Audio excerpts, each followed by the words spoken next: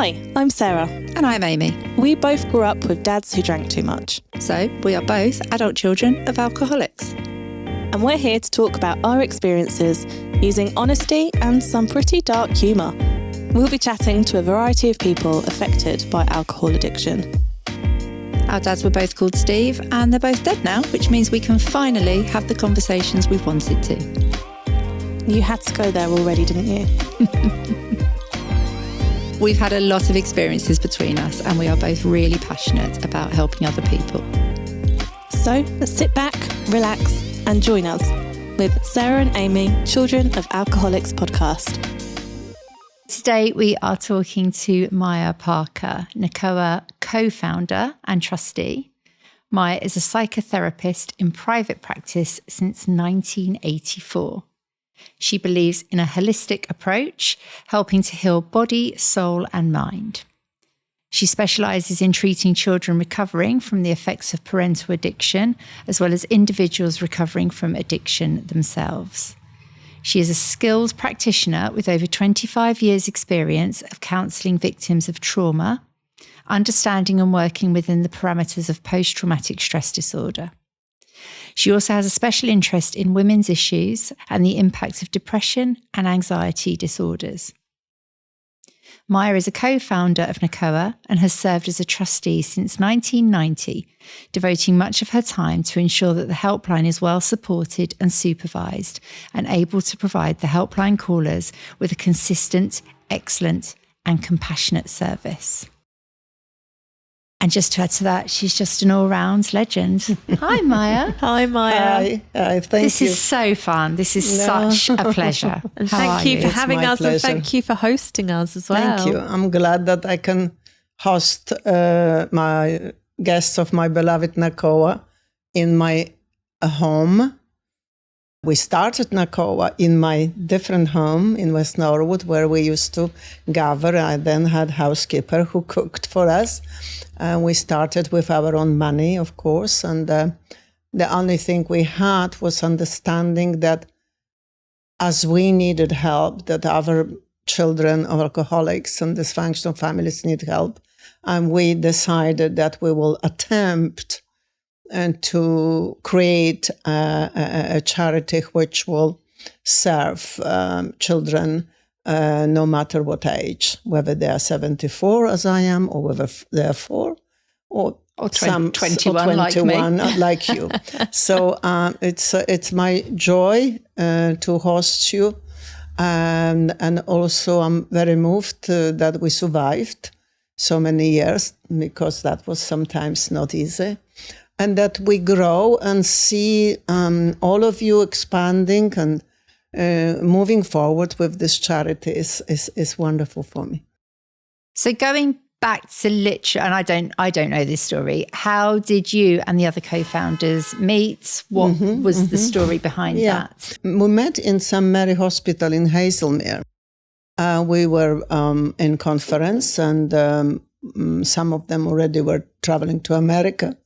Meeting co-founder of American Nacoa, Sharon Muscheider-Cruz, and I myself was trained by her as one of the first in codependency in her place in America, and we asked them whether they would allow us to affiliate ourselves with them. Of course, they were delighted, and we always done that. Except that we are slightly branched out from the American, and Americans were lucky because they got money from a wealthy donor, you see, as Americans go. Whereas we had our pennies, and we were, organizing ourselves as best as we can. And we had lots and lots of help, lots of people of goodwill. So we were not lucky financially, but we were lucky in the way that we had a similar goal and similar passion and compassion. There were 5 of us, Hillary, me, David Stafford, Dr. Samways, and a lawyer who was involved. We are now the only 2 remaining grannies of Nacoa. And we are sort of like a bookends, you can say, the bookends of Nacoa. As long as we know that we are there for this organization, we also have an utter faith in people who continue with it. And so we can relax a bit and just look at that in a sense with joy and pride that we managed to create a substantial organization which can help so many people, not only people who phone us, but also students of psychology, PhD, as we have one of the biggest information about the consequences of living under the stress of unpredictability of that disease. One of our study were about comparison study whether the children of alcoholics and are worse off than, say, a family who have a mental disorder like schizophrenic child or manic depressive parent. And the conclusion was that the children of alcoholics suffer by far more greater damage. And that it was, in a way, although it's a tough description and a tough comparison, but the unpredictability is like people who are in prison or concentration camps. That's what's supposed to be safe, was never safe, and you never knew, a child never knows what would happen. That, as a clinician, I can say that affects tremendously developmental stages. It affects the brain development. It affects a child's sense of themselves, which they, of course, lost because they move into surviving. And it continues to adulthood unless the spell is broken. So this charity, we wanted to be part of that breaking of the spell and part of that bridge to normal living and joyful living, in a way. A homecoming, as John Bradshaw put it. So I always say that we become skillful survivors, maybe not all of us, but we don't know how to live well and what it actually means to live well. And that by itself produces enormous terror, because as living organism, we don't like changes. So when I myself went into recovery in 1979, I knew that I need to somehow come home, that I was living in head. That was my power, the walking library, as boys used to call me, but that I was not known to me, and I was totally unable to function as a young woman versus relationship or society. Smart as I was, I had no voice, so I attracted people who kind of were more on the narcissistic side, because I'm a codependent. So if you agree for 5 years with a friend from university, she was very happy with me, because I never challenged her. So I kind of caught up with myself, with my own therapy, that a voice is what we need to give people and children, their own voice. And the voice will carry us towards our own being and our essence. So we can then remove the personas or remove the possibility that we just survive and move gently into living well. And it's terrifying because we know how to survive. We're very good at it. There are all sorts of skills, and I've listened to terrific survivors, successful billionaires survivors, successful millionaires, actors, generals, ambassadors, all survivors. But when we address the living, they look at me as if I come from the moon. What do you mean living? I live, I survive. No, I said, drop the surviving, see whether you can live well. And that would involve being authentic and have a sense of being yourself. And that's a journey and a half. It's a revolution.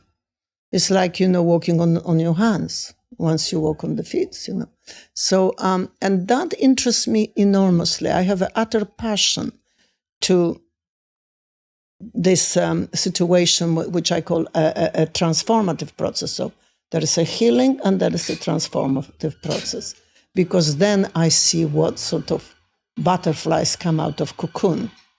You can film that photo, that place. I have a little picture of butterflies, which we can make photographs, where one patient in 2002 brought me this as a parting gift. And between the butterflies, if you read it, it says, "For those you set free." And it was so moving for me. I didn't know that she will give it to me. And she said, I'm dedicating this particular work of art to everyone who will cross your path, because I know that you will help them to be free. Amazing story. So you can see that it's in my entry. And I was expecting a picture with the sea scenery, because she painted the sea. I thought, I don't have anything with the boat. It'd be nice to have it. And that's what she gave me. To setting yourself free, you need to be dedicated in every shape and form. That's why the holistic approach of functioning therapy is about involving homeopaths and naturopaths and body workers and healers and skeletal structure and changes of the digestion, because very often we suffer digestion problems, so neck problems. One of the articles we had in, I think it was Daily Mail, when we started Nacoa, somebody interviewed me, and I was talking about psychosomatic symptoms of children of alcoholics, yeah? So headaches, stomach aches, sciatica, rash, which is a skin, rage. Most of psychosomatic symptoms are coming from emotions, yeah? So we, as so to speak, damaged goods from our homes would suffer more physically. That could be, of course, socially, the shyness, the isolation, which PTSD people very often want to be living in the top of the mountains. They don't want to be living among the relatable situation, because it costs them too much. They are really, truly unable to cope with it. So sometimes to bring people to light, it's like coming from the dungeon, yeah? And you see them blossoming. It's amazing joy for me, because I see people getting more beautiful, calmer, open, more authentic. And I have that undying curiosity about who is that person behind that persona? Who is that clever human being, a genius who survived so much? When my colleagues ask me whom I work with, my answer always is, I work with geniuses. So they're a bit miffed about it. I said, well, don't you work with geniuses? And I work with addicts. Well, we don't. I said, how can you manage to be a professional and for 20 years and not touch an addict? That is completely unacceptable to me. Society is addicted. So I said geniuses, because if given what they survive, they are amazing people and highly capable. So if we can utilize that, what they have inside them to survive, to live well, they do very well. Because they've got it inside them. It's there, waiting, like a pearl in the bottom sea. Yeah? You have to dive in and open it. I see that as a symbol of the soul or the psyche.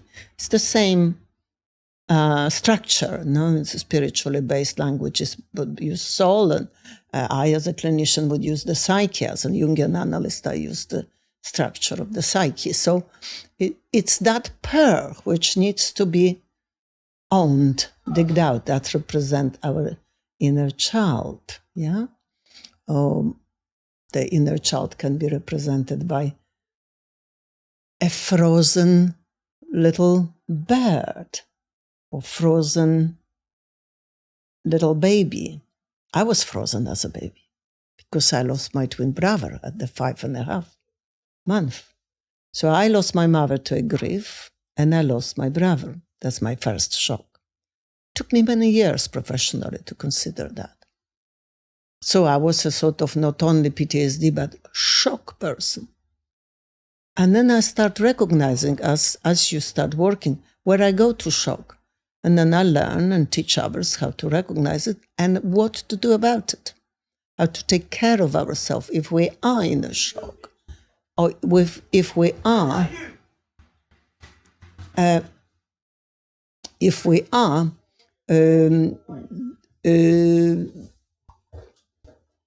not know what to do, yeah? Because if you're in shock, you can still survive. You can use the brain. And if people are not aware of themselves, they will don't pick up that you're actually not there. You're out of body. You're just going through the motion. So my profession, in a way, taught me more. My passion was always there. I had a quest, I had a question. What the hell is going on? When I was born, everybody drank in my village. Absolutely everybody. Well, that was quite normal, Some of them were brought by, like my father, paralytic, by horses back home. Some of them lie on the fields, and some of them were just terribly aggressive. But it never occurred to me, because that was a norm. All my uncles were alcoholics, and all my aunties married alcoholics. Otherwise, my family declared that I have obsession with alcoholism, because their father was not alcoholic, mind you. It's only my father was an alcoholic. So there was that position in the family dynamic that I was a scapegoat, you see. Very nice, useful, I was the lunatic, and the rest, they were just protecting and hiding behind the carpet, yeah? At desperation, my father was traumatized from the war, so was my mother. Except that, as I said, in Manchester, my father screamed every night. That was a norm, having a father who screams every night. And my mother yelled during the day because she was traumatized and borderline. So I had one parent screaming in the night, and if he didn't scream, he was drunk most of the time and then feel sorry. And my mother, who yelled and screamed that she's going to kill us one day because she cannot cope with us, yeah? So that was our childhood.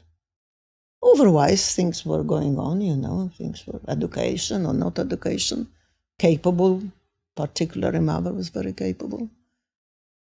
So I kind of intuitively knew that I need to find out what's going on. But every time I mentioned to any of my parents, they thought that I make an unnecessary fuss. So, and of course, you want to be loved by mother. So the child would die for the love of parent. So my mother had a program for every one child, and I was supposedly, marry an ambassador or whatever, general or squire. Communist naturally will collapse next day. So she sent me to agricultural college. I have nothing to do with agricultural college. I wanted to be an opera singer, but I did it because I wanted to be loved by her. So as a developmentalist, I comprehend the need of a child to matter, to be seen, to be mirrored, to be embraced, to be safe. Well, those qualities were non-present in my family. There was no way that any one of us mattered to our parents, but they loved us the best they could. But neither of children of alcoholics feel happy. So the dysfunctional of that family means that every person, parents and children, are differently unhappy. Everyone feels lonely. And each of the child would adapt according to where they were born and their talents and things to the situation, yeah?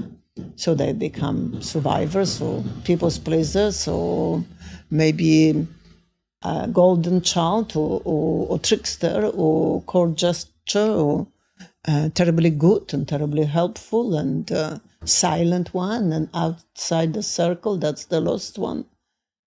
So I kind of, in that form of understanding, I'm a hero stroke lost child. So my hero proceed to survive, fend for the family. Mother died at was 17. Father continued to drink till he died at 96. And I had no time for my needs. Who recognizes one's needs? You know, I had zero concept about my needs or wants and what is and who is responsible for them. Neither did I have, for a woman who speaks a lot, you know, capacity to express them to anybody. So my capacity for intimate relationship equaled zero. But I was very clever, and I passed exams very well. So when I learned that, Al-Anon, 1979, I thought, well, repeating the pattern by marrying alcoholic, that is a bit dodgy here, you know. I cannot just memorize those silly leaflets. I thought, well, it'll take me 3 hours to memorize them and I'll be fine. And my ex-husband used to say, it's extraordinary that you seem to be not changing, darling. I thought, well, I'm not there for me. I'm there for you. I have no problem. I'm there because you're drinking. So I left because I was far too arrogant and trust in my brain. And when I went back, I knew I was there for myself. That was a second time. So that was my problem now, and I had no idea how to fix it. But I started having some answers. Okay. I ran geographically. Yeah, I ran from my village. I ran to Warsaw. Very pleased with myself. The first kid who went to Warsaw University. Nobody else before did. That suits me, you know, because it's that kind of superiority out of inferiority. I was very pleased with myself. And then I ran to England. But I had no clue that by running geographically, I take myself with me. So I've repeated the patterns just as well, except in a different country and in a different language. So then I had to accept that it's better to look at what happened and who I am. And that kind of majorly lasted first 16 years of recovery, where I come to conclusion that I will dedicate myself to women and to my femininity, to the divine feminine, divine masculine, as a Jungian analyst, that I will spend the rest of my life mothering myself, giving birth to myself, and helping women to become empowered. And that brought lots of joy. I'm quite known for it.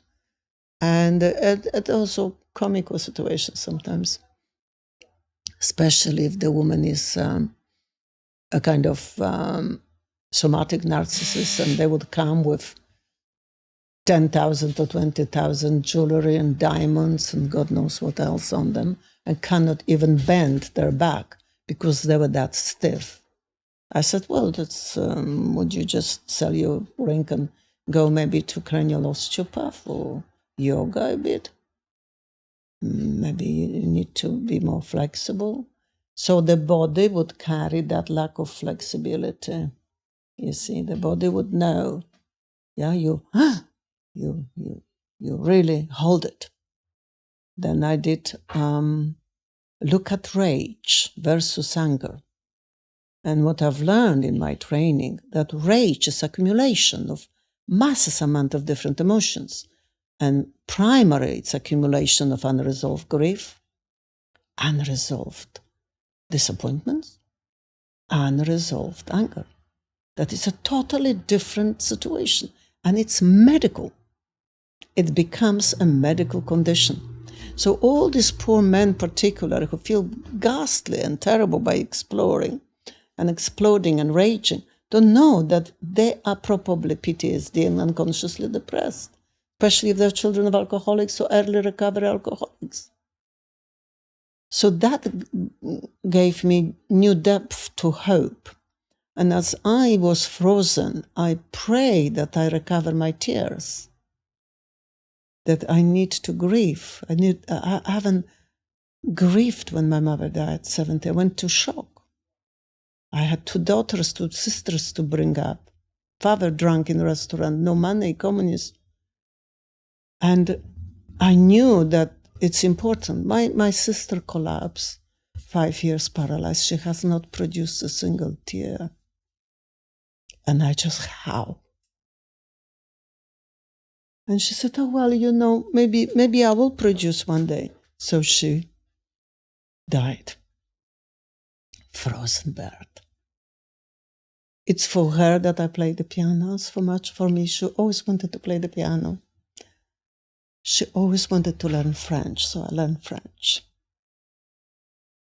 So when I do life, a recovery, wealthy, prosperous life, as a Jungian analyst, I do it for line of women suffering, brutalized, raped, abandoned, impoverished women in my family.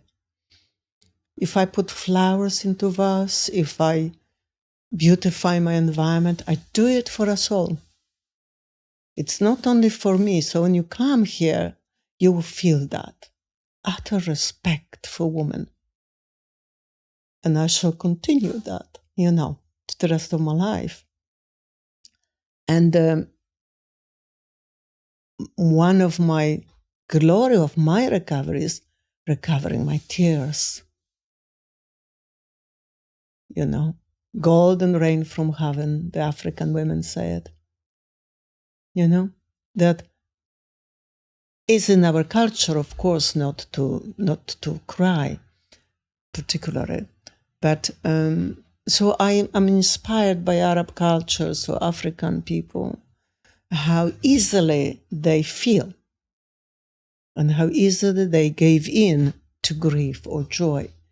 Yeah. So I did a few videos, and one of the video I titled "Joyful Grieving, Joyful Living." So maybe you can describe my journey as that moving from the trauma and PTSD and helping other people, of course I was trained clinically for years, and to move to the prosperous living and joyful living and help them to comprehend what it means to be joyful, what it really means.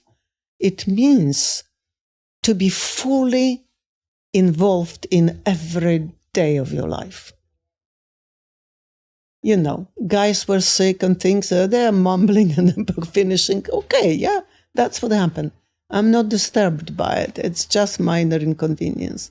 So I always say to people when I work on myself, oh, I ought to. I said, not allowed. I should, not allowed. Maybe I have to, not allowed.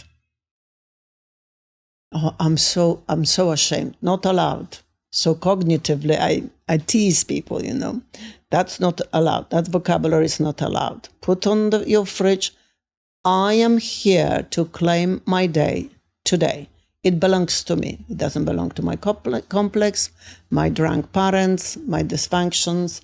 It belongs to me. I am claiming away from my nature, spiritual contra naturam. I am claiming that day for me. Yeah, if I have soup, I'll feed you, because I am a woman. A woman, and divine in woman protects life, beautifies life, creates life, gives birth, whether it's a birth of book, or a child, or a soup, a moving of furniture, yeah? There's a movement involved in the feminine energy. The masculine is about clarity, also protection, yeah? So, both important. The masculine energy in us must put us forward with that what we give birth to. Do you look at anthropology, you know, and archaeology, the figurines which, you know, archaeologists discover in Europe and all over, they're always pregnant women. So pregnant means, in my Jungian language, potency. How to be potent? What it means to be potent. I remember I was lecturing at some point, and a colleague of mine, Dr. Andrew Powell, fine psychiatrist, said, Maya, could you ask me the question, can men be pregnant? I said, absolutely. A man can be pregnant. A man can also be potent with that feminine force, the same way as a woman can be fast and clear, like a soldier and the general of the army. That's our positive masculine. So if we have drunk father, I mean, my father was totally impotent. Peter Pan and drunk, good heart, sweet boy. But, I mean, he haven't taught me about finances, so I had to introduce financial recovery. Reality principle, he didn't compliment me or indeed attack me. He was just either drunk or felt sorry or slept on the kitchen table, or, you know, he was absent. Yeah, so he was not there. So I help to see people what it means to have absent mother or absent father, or what it means to be shame-based or terror-based. Terror is one of the worst. You see, terrified to be yourself. So attached to surviving, you know, we would never ever dare. Yeah, so I'm using the word daring to let life please us. To be daring. Recovery is about daring, courage to change the things we can, and it's about really putting that into this moment, yeah? Daring is an masculine, active, fatherly, potent word. It carries a lot of potency. Because we're frightened to be visible because of our shame. Who wants to be visible? If you always heard that either you're stupid or you will not amount to anything, or you are crazy, or you better, you know, you don't bother with this exam because you're not going to succeed, yeah? We spend a lot of time pretending we're fine, don't Absolutely. we? Because absolutely, you don't, as the child of an alcoholic, you don't want people to know because of the shame. So we spend so much of our time coping, even when we're not coping. That's right. Putting a brave face on it, right. Putting one foot in front of the other, but outwardly, and I'm still absolutely awful at accepting any help or admitting any vulnerability at all. And if anybody asked me, I was ill recently, I had pneumonia, and people were sort of saying, how are you? I was like, I'm fine. Yeah, that's a famous answer. Or I always say to myself or to people I work with, you say, I'm fine. It means leave me alone, don't dig, because I would collapse internally, or I would know what to do. Yeah. So it could be just go away. Yeah. I don't love accepting help. Yeah. This is. I like to give help a lot. Yes, absolutely. I like to fix things. I like to, absolutely, to fix things and to be in charge of that. Absolutely. Wonderful, wonderful subject, because I love Jewish wisdom, you know, I listen to lots of good Jewish rabbis. And the Jewish proverb goes like that. If you haven't received, you haven't given yet. Wonderful proverb. That's powerful. So I meditate for years what it means to receive, yeah? You know, if spiritual dimension to it, yeah? So I always say I have to receive myself first. I have to receive my sorrow and my grief and my rage and my pain and disappointments and many, many other things, yeah? Receive my dream.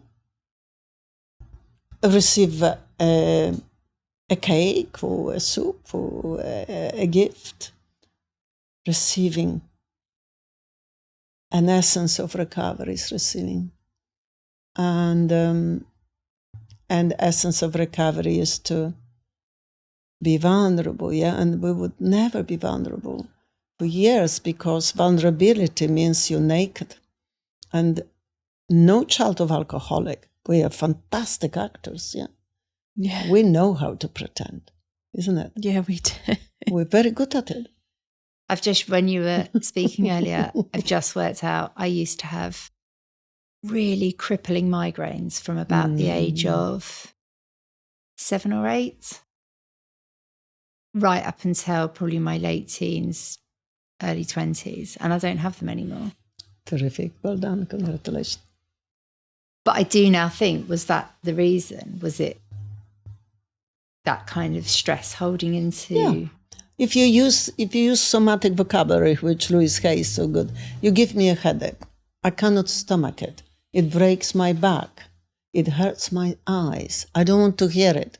You see, I've said a few things which suggest that our body is somatized everything, yeah? That we don't know yet. We're not in a relationship with our feelings yet. But our body will tell us, yeah, if we're lucky enough to stop for a second, yeah? So it's that visceral memory. It's important to get in touch with, yeah? Body carries trauma, of course. So I used to say to many people, I spent lots of money on various body workers, that my trauma is not only in my muscles, but it's in my spine, bone marrow. And I used to say to people, I feel it, that it's in my bone marrow. What did I read as I read my scientific material? Yes, it's in bone marrow. DNA carries trauma. Edinburgh scientists discovered that. I can tell them that, already 50 years ago almost. So that is how nothing is lost in nature. And we are part of nature. We are animals. Whereas animals, if they're traumatized, they can shake, scream, go to sleep. You try to force cat for any performance. A cat would look at it and say, dream on. The dog would probably try to please you.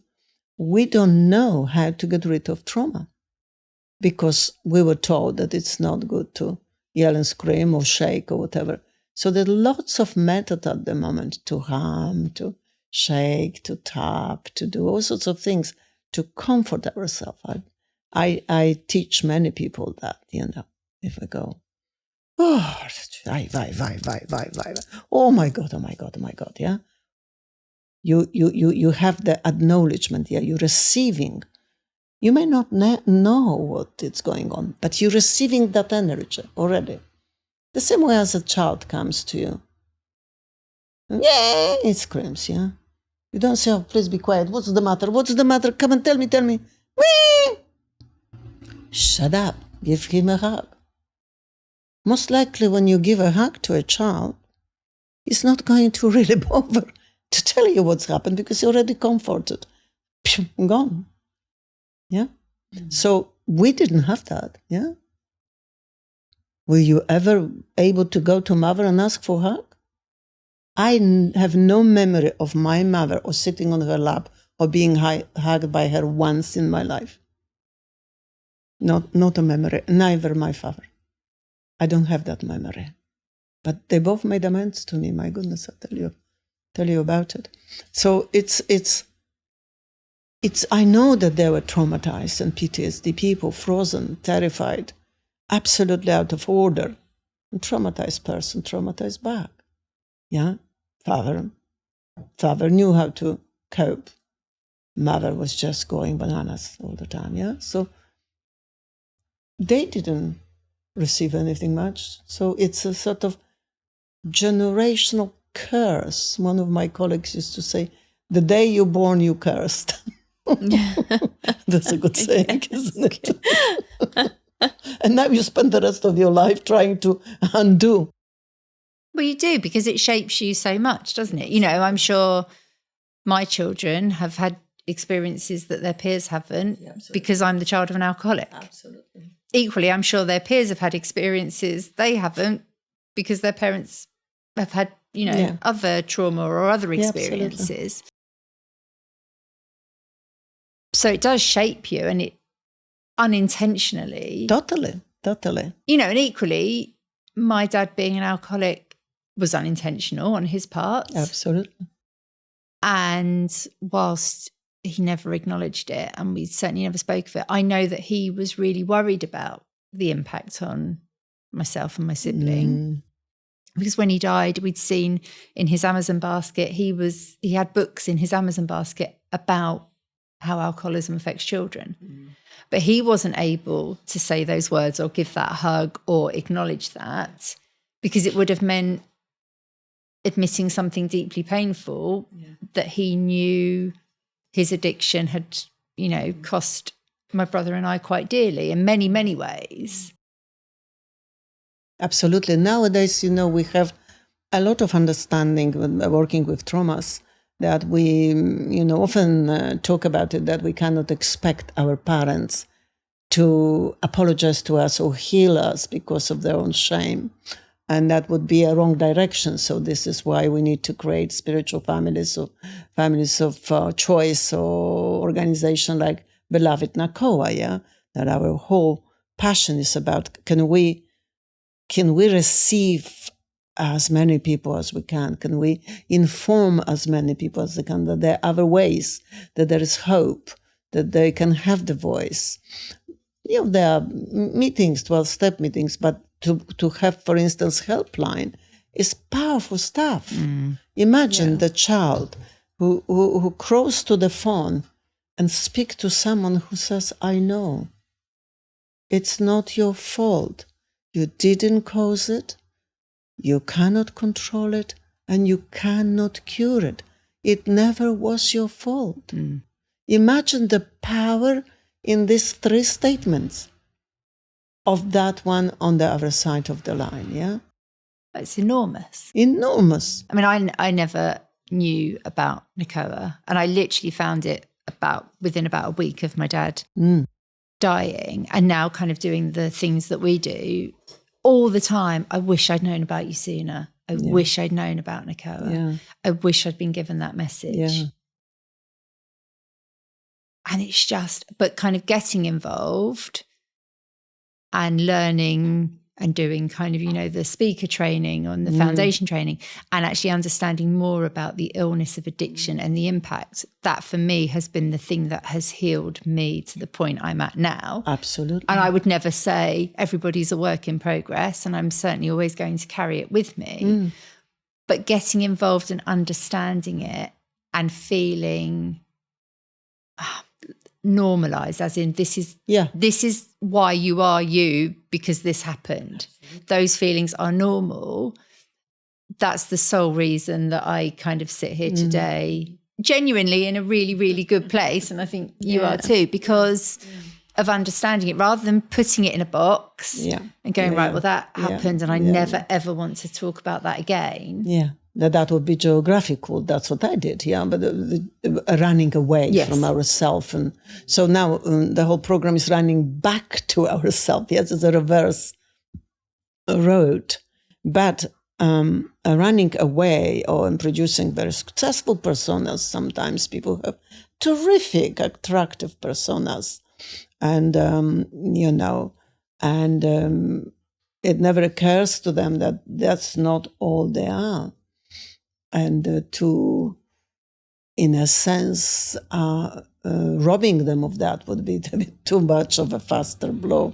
But if you start saying, okay, I don't have to always be the most clever one, in my case, or I don't have to always to take a floor in every party and not allow anybody else to shine, because they need a psychic need, which unconscious is, well, I better do it, otherwise nobody would notice me, So it's becoming calmer, kinder, merciful, humorous. You say, okay, maybe I'm not that extraordinary after all. I always say that extraordinary is surviving, but the journey to become ordinary is quite a joy, So to become just ordinary. It's just a drop of the sand of humanity, because then you can embrace your uniqueness. And is that what we are God's work of art, that uniqueness is what I have passion for. I'm like a human engineering. I want to see what will emerge out of this chrysalis, i.e. my work with me, and people, especially young men, Andrew, they would want to have instant solution, possibly in 4 sessions. I said, well, you have an Icar complex. You want to go to the sun, you have your wings and you go flat on your face. You're too fast, too close. Be careful. Because that is the impulse. The prolonged gratification is not the game of a young people. But the curiosity is there, and I know that if they stay, that I might save them 20, 30 years. So I have undying passion to work with young people, because I know that the saving would be there. I'm an experienced teacher, psychologist, therapist, analyst, healer, visionary person. I know the value of that. And I will always be willing to serve those young people. Because if they are blessed with that question, could you just explain to me what it means? I know that they are blessed, really blessed by universe, by God. They're called to be for special places, because in a few years' time, there will be managers, there will be coaches, there will be phenomenally important part of society. And the more we heal individually, the more we heal the society. And the more we push towards different comprehension. So we are special people, children of alcoholics. You see, that's the point. There's nothing more powerful than a room Absolutely. of children of alcoholics. No, there really isn't. It's like that we all connect on a level that only we understand. And it's like we speak our own language. And I've never, ever felt so seen or heard by other people that are COAs. And I never experienced that until I found Nacoa. That's right. Yeah. And that is the spirit which holds us, because we know, So we will be holding that space. And that's why Nacoa is a holding space for everyone who finds us, And being in the public sphere, like that recording or parliament debates and school informations, the more we go there with programs like that, the better for everybody, Because the denial in society is so enormous.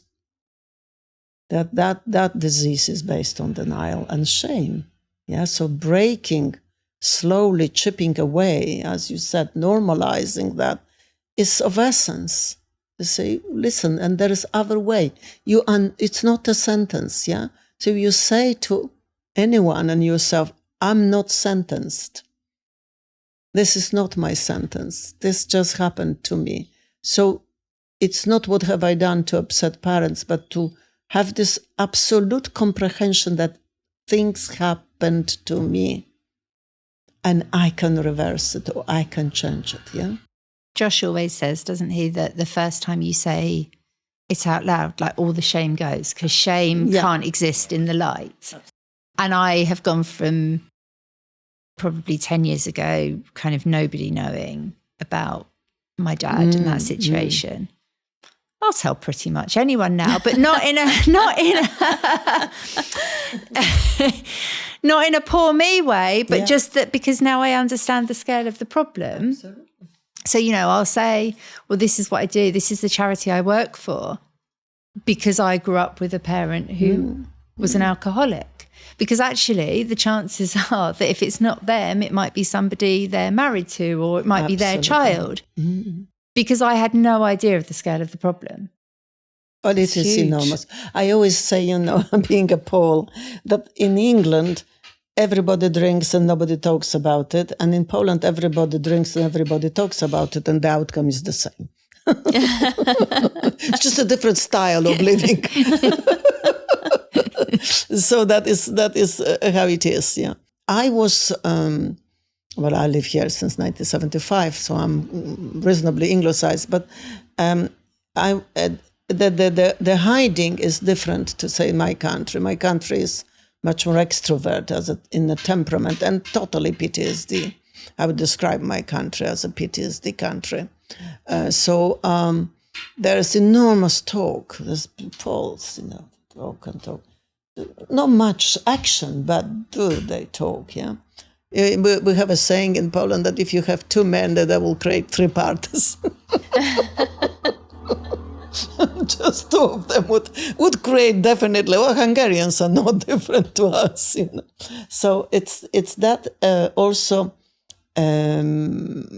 applies to alcoholics, and also the role of a church.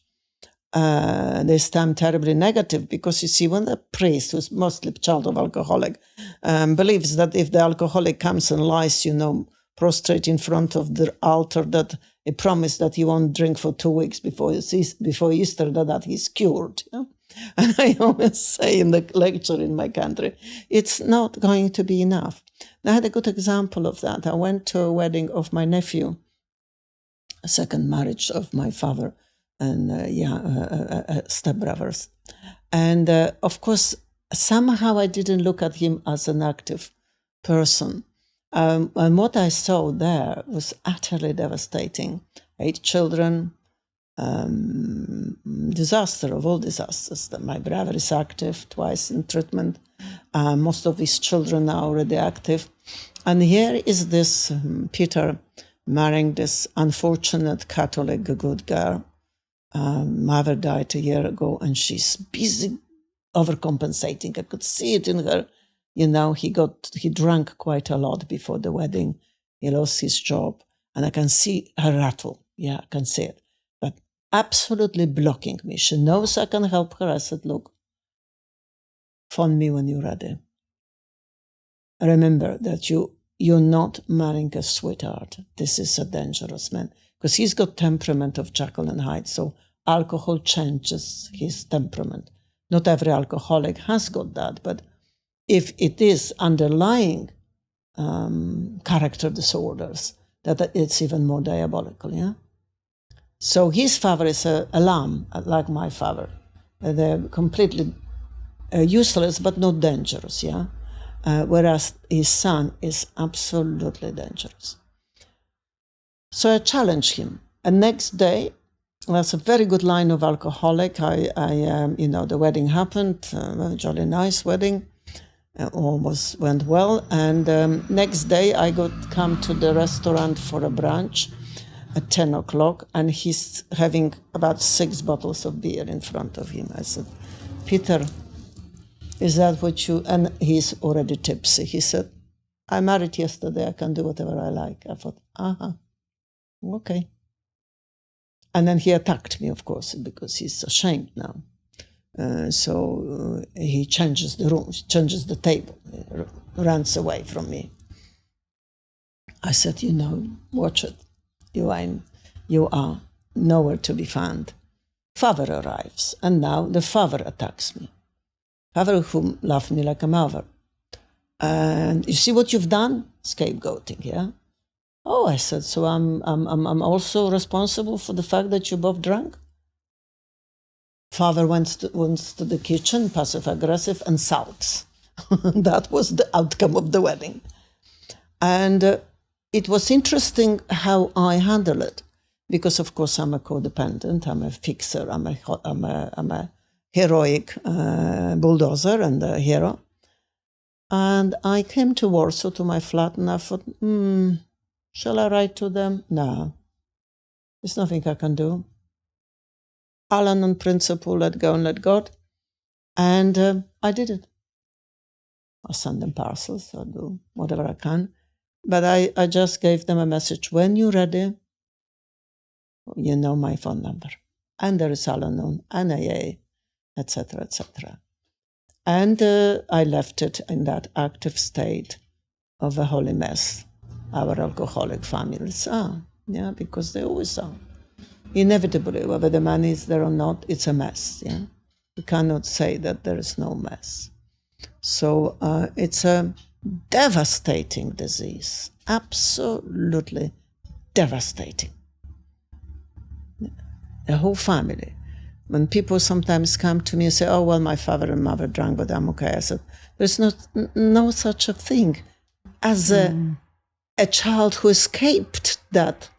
And it's that ripple effect, isn't it? Absolutely. Is that you've got the person in the middle drinking, then you've got either spouses or children, and then you've got maybe extended family supporting them, and then you've got teachers and friends. Oh, absolutely.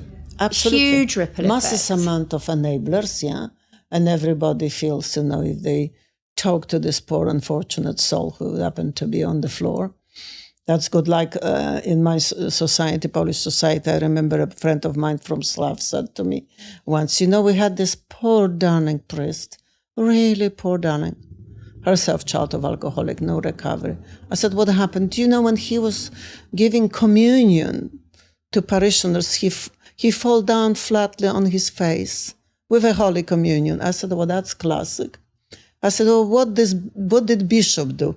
Oh, he was a bit in problems, so he moved him to another parish. I said, that was very helpful indeed.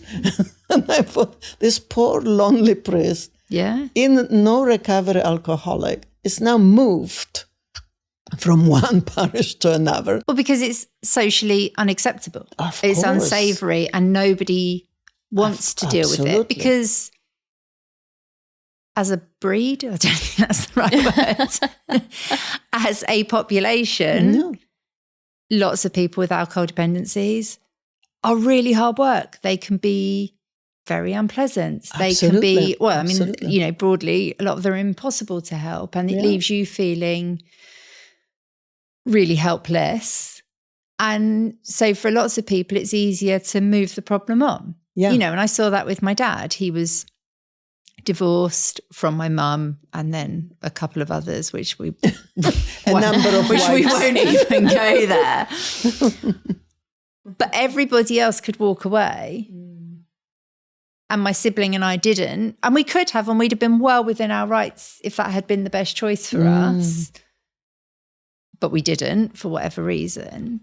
But everybody else had the opportunity to just not pick up the phone anymore. Yes, absolutely. Absolutely. I find, though, even with other issues that aren't related to addiction, I find that society as a whole doesn't like talking about problems. We don't like talking about vulnerabilities. We brush things under the carpet. Yeah, I agree. There's so much stigma, so much stereotype attached to all kinds of things, addictions, mental health, relationships, all kind of things that are very nuanced and very complex. And it's almost like we're living in this 1950s idyllic reality that, everything's perfect and everything is just... Especially now with social media, you've got that everyone only posts and talks about everything that's going well. Yeah. When uncomfortable as we're a society. addicted to going well. We are. And I've noticed it like with things, fantasy. Yeah, I mean, I've had things go on recently, and you can always tell the people that are afraid of issues, because they're the ones that won't ask. They're the ones that won't check in. They're the ones that avoid it. Absolutely. They brush. And you can see it. You can see these people, and you think, there's one day you're going to brush things under your carpet so much that it's going to spill. Absolutely. And then it's going to collapse. And it's going to come out. So I always say we're good at mythologizing everything, and creating that illusional reality. Because I remember my Jungian analyst said to me, Maya, you just have to fall in love with your suffering and your lot. And I thought, why I am going to her? I thought, being early recovery, that I'm paying you to get rid of all my problems and life will be okay. And she just smiled and said, no. It's not like that. You have to go to your dirty water, learn to swim in it, and pick up pieces of dirt and then turn them into gold. And Carl Jung, as I am a Jungian school therapist, once said a profound statement. He was not terribly optimistic about the nature of humanity, though, with an excellent psychiatrist and analyst and remarkable human being. He said, I'm not surprised when I look through the window and see the sea of humanity, a dirty sea full of unconscious, struggling souls. That's not surprising to me. What is surprising to me, how in heaven's name, in that sea of dirty, pain-based humanity, a few stars are shining. That is what interests me. So I always say, I want to be that star, and I want to assist as many stars as I can humanly possibly can. And that is my honor and my struggle and my absolute readiness to do that. And that is the transformative process. That is coming home. You cannot avoid that sense of shame and disappointments, that pain and absolute disillusion. And yet, once you grab that and own it so it doesn't own you, and you name everything, then you can deal with it. One of my patients had a lovely dream when she was very tormented, and she heard the voice who said, we are your devils. Until you give them us a name, we're not going to leave you. So interesting. And then there's a young man I work with whom I asked him to use this particular vision just now, a few weeks ago, as he's in early recovery. Quite an extraordinary human being. And he had this dream that he had been chased by all sorts of dying ghostly creatures. And he was feeling kaput. Absolutely kaput. He didn't like recovery. He wanted to go and act out and things. And one of these ghastly characters said, listen, we need your blood. You're just about dead. Could we just have your blood? So, because if we have your blood, we will be alive. Imagine the message of addict. You're already dead. You're already done. And then just die and we will take your blood.